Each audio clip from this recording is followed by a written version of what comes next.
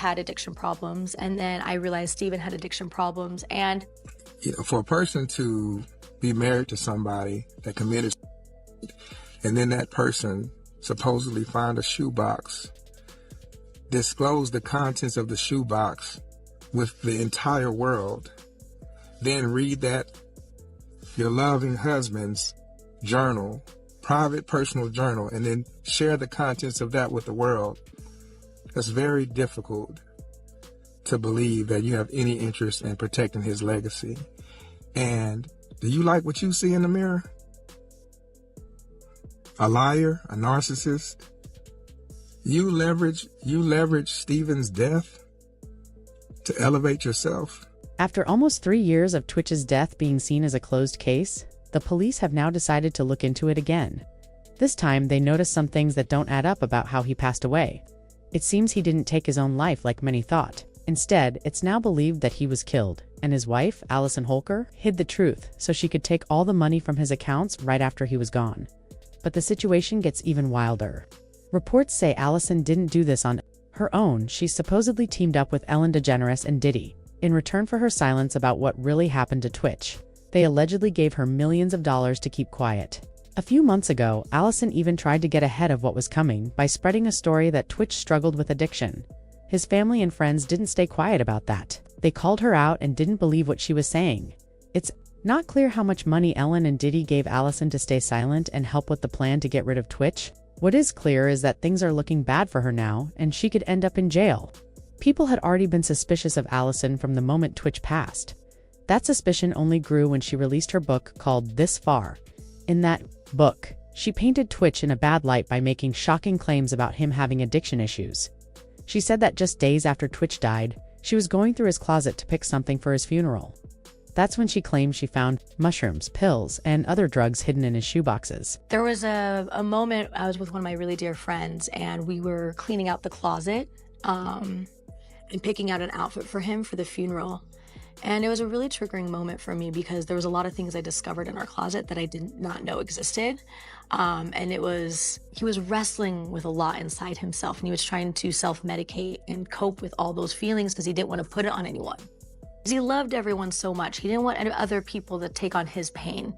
But it was very alarming and scary to find those things and have never. As if things weren't already bad, Allison went even further. She shared that when Twitch was a child, he was horribly harmed by an older man, and that this trauma affected him mentally for the rest of his life. Twitch never spoke about this while he was alive because he didn't want the world to know about his painful past. But Allison didn't seem to care about his wishes. She was more focused on gaining attention and boosting the sales of her book. At the same time, she was busy trying to empty Twitch's bank account and planning to move to a different city. People thought this was strange, especially since she was still doing it more than 2 months after he passed.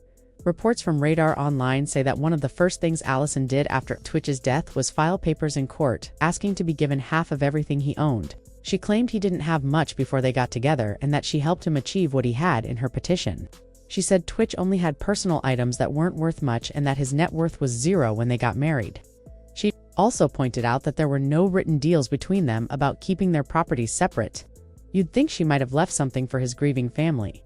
But she didn't stop there. She went back to court not just asking for half of his stuff but also wanting his royalties from investments and the films he appeared in. Meanwhile, people began looking closely at Ellen DeGeneres to see if she had anything to do with Twitch's death. They came across a lot that made them think she might have played a role. There were also signs she may have tried to involve him in shady things with Diddy. Ellen was once very close to Diddy and often went to his wild parties, getting a lot of chances in the business world because of it.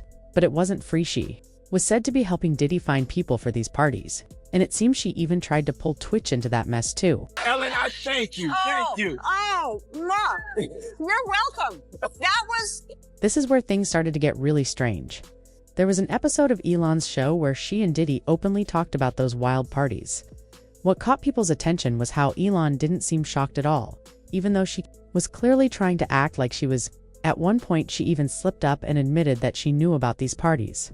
But then she quickly tried to cover it up by saying she only knew about them because Diddy raps about them in his music. People could tell that wasn't true. Tell me about your birthday party. Am I invited? Yes. Yes, you're definitely invited. I invite you to all my parties. You just haven't seemed to show up. No, well, is it on the East Coast?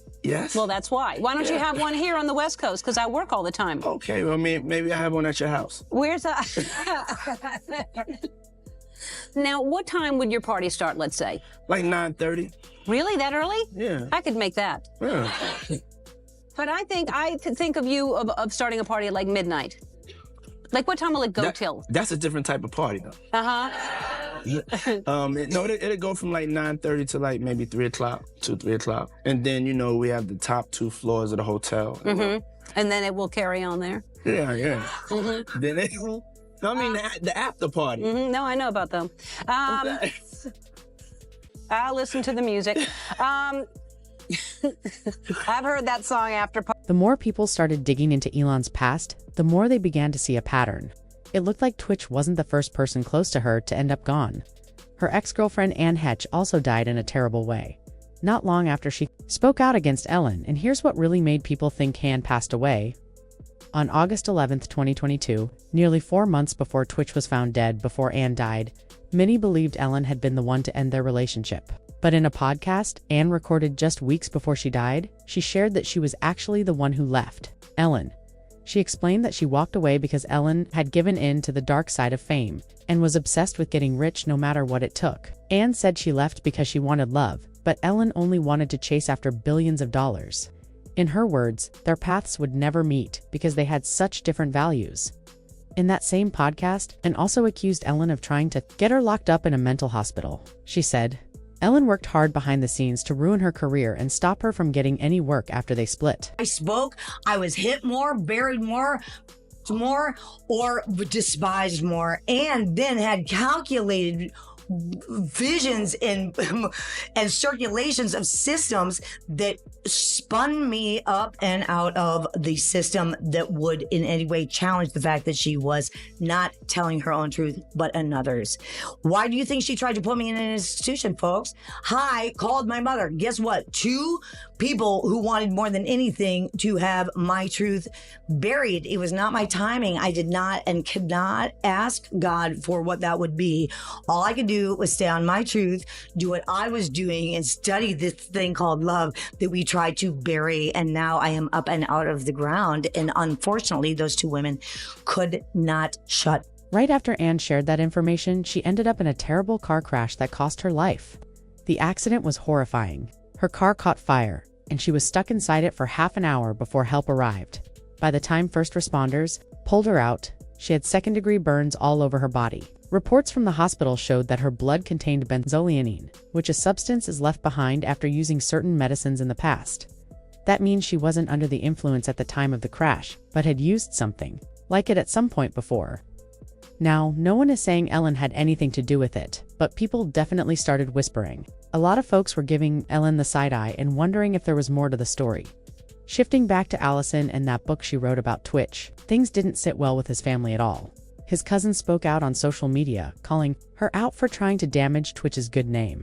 What upset them even more was that Allison made the whole family, including Twitch's mother, sign non-disclosure agreements before they could even go to his funeral. No one knows exactly what she was trying so hard to hide, but whatever it was, it seemed serious enough that she didn't want anyone talking about it. Another cousin, Courtney Ann, also didn't hold back. She posted a long message where she said this was the most shameful and greedy thing she had ever seen. She was furious that they all had to sign that strange NDA, even Twitch's own mother, who she said Allison had treated badly all along. Courtney reminded people that if it weren't for Twitch's mother, Allison wouldn't have had a husband at all. No one at that funeral was looking to ruin Twitch's name, but Allison seemed to think otherwise. Then she went on to write a book full of ugly claims trying to tear down the memory of someone who had been a bright, loving person, one of Twitch's close friends. Comfort responded to Courtney's post and backed her up. Comfort shared that after Twitch died, she had a dream where he told her, "Nothing is what it seems." Comfort called Allison evil and accused her of trying to destroy Twitch's memory. A well-known director who had been friends with Twitch also spoke up. He said that it was actually Allison who had problems with substances and that she was trying to make it look like Twitch was the one struggling. He claimed he had proof that she was involved with drugs while Twitch was still alive and said that if Twitch hadn't been married to her, he might still be here today. It's clear that Allison is caught up in a lot of drama and more people are speaking out about it. Online, many people shared their own opinions. One person said that the moment they saw Ellen and Diddy connected to all this, They believed Twitch either saw something he wasn't supposed to or tried to leave, and that's why something happened to him. They even suggested that the Illuminati might have been involved.